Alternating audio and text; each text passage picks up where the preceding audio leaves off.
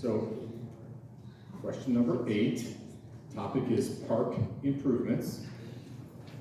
And the order will be Franklin, Suzie, Rex, and Josh. The western half of the city is severely lacking in medium and large open spaces compared to the eastern half. We know urban forests absorb pollution, but the western half of the city suffers from the worst pollution compared to the eastern half.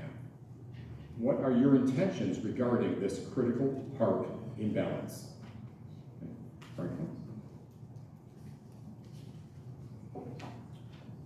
When you're raising a family in Long Beach and you're a father or mother, you really realize how important our parks are.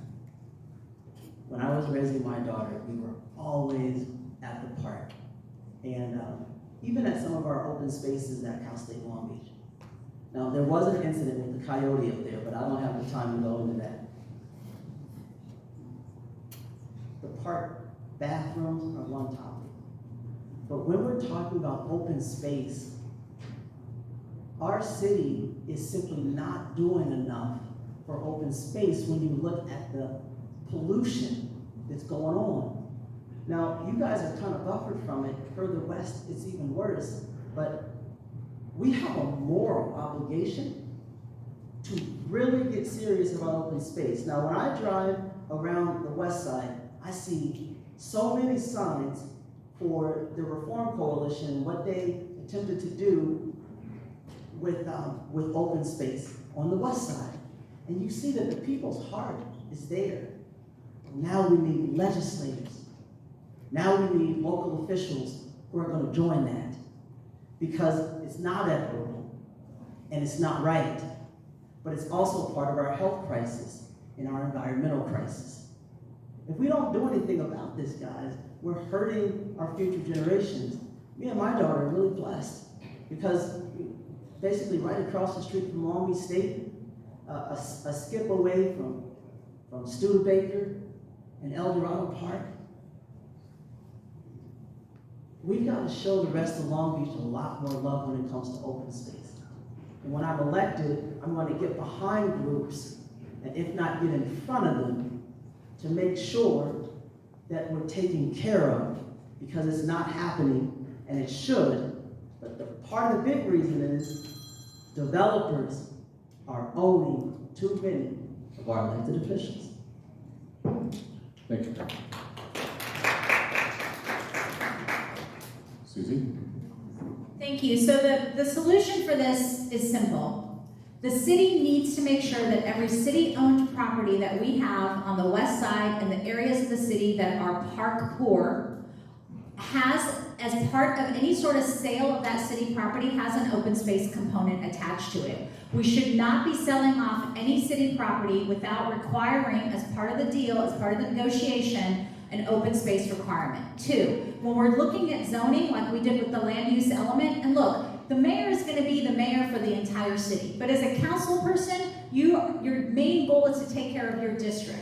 So I was not involved on the West Side's LUE planning, because that's what the council person for that area led. But what I think should happen as we look at zoning is, if an area is already either zoned as open or recreation, we shouldn't be upzoning right now. We should not be upzoning those parcels of land, because it takes away our opportunity to be able to make that an open forest or open space in the future. And 3rd, when we have projects that are going to be developed, private projects that are going to be developed, we can't tell people that we're going to rezone you. That's a taking. As an attorney, I can tell you that would open us up to a huge lawsuit. But what we can do is incentivize, work with them and say, we can offer you this kind of credit or this kind of bonus if you will give this amount of space to open space, and negotiate that into those contracts.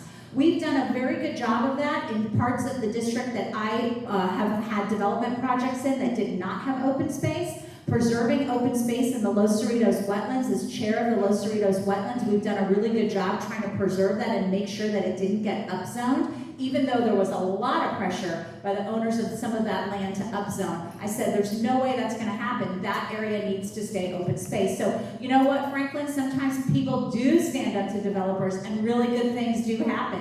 It does happen, so please, let's be careful with the broad strokes. Thanks.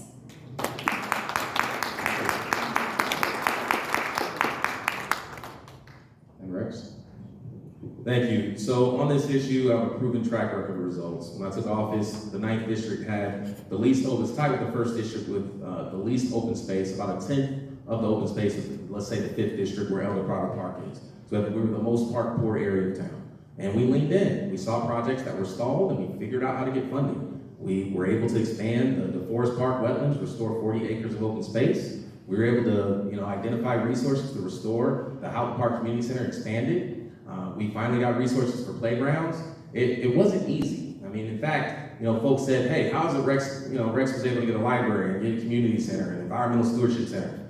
Well, we had to make sacrifices. We had to say, guess what? We're not getting a playground right now. The council wouldn't allow us to get a community center and a playground, so we were the only district that didn't get a Measure A playground. I think we need to lean into park equity. The reality is, the needs of every community are very different.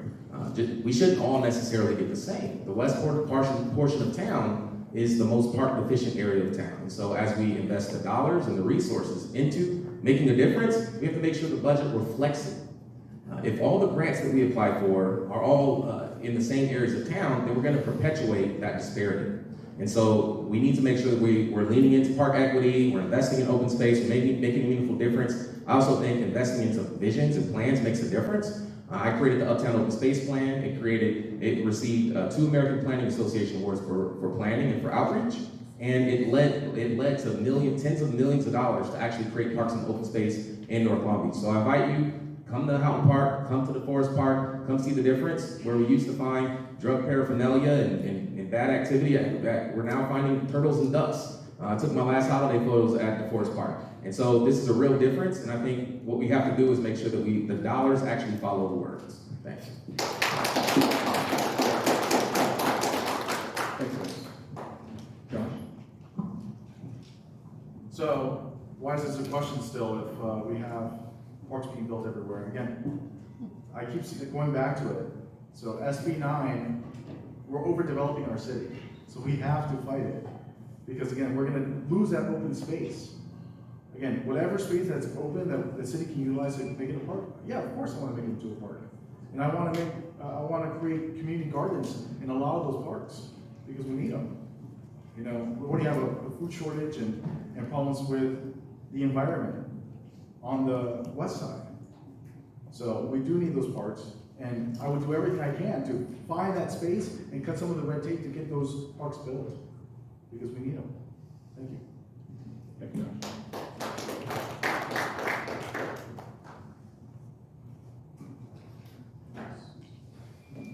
Thank you. So there's definitely a need for more open space and more park space in parts of town. That's absolutely true. But I do want to just take a moment right now and let you know that the representatives that you have had, it's been tremendous what has been done. There's still a lot more to do, but 70 acres in wetlands restoration in the Dominguez Gap and in the DeForest wetlands, and 90% of that was in the 8th district. And I know that is just something that I think is important for us to acknowledge. That's not to say that we don't need more, but I'm proud of the work that was done in the 8th district with the restoration of the wetlands, and I think it's important to highlight the great work of Councilman Austin in that regard.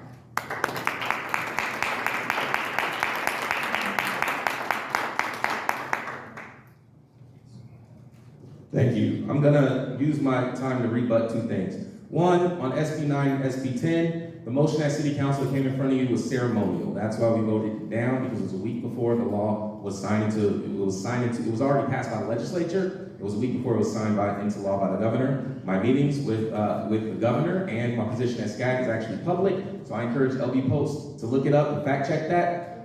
Secondly, in terms of disparity, we've been fighting for disparity, and it hasn't been easy. Guess who we've been fighting against? This one. When we fought for a pool in North Long Beach, guess what? She got in the $90 million Belmont pool. We didn't get a pool in North Long Beach where our kids are actually hot, and it's 10 days a year is hotter than the coastline. And guess what? The Forest Nature Trail is in the 9th district. The wetlands portion is in the 8th district. You would know if you've ever actually been there. The project was initiated by 9th District Councilman Val Lurch and supported by Ray Gabelich. Ray will tell you herself. So the project wasn't started by Councilman Richardson or Councilman Austin, but the project was dead, and I fought to restore that project and bring home the dollars to make sure that all of our communities, because it's an invisible line, we're all uptown, to make sure that we all have access to parks and open space in our community. Thank you so much.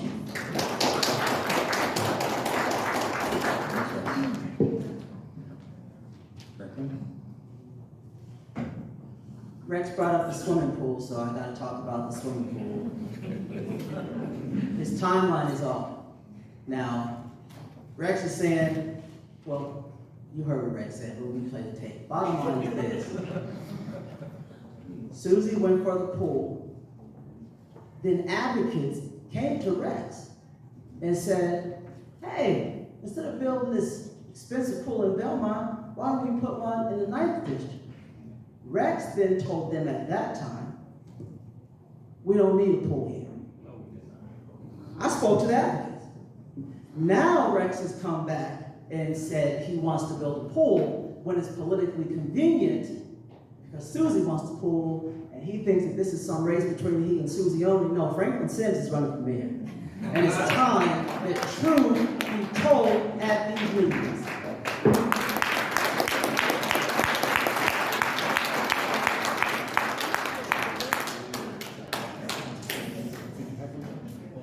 I can give mine to them if you like. Give it to Suzie. Give it to Suzie. Give it to Suzie.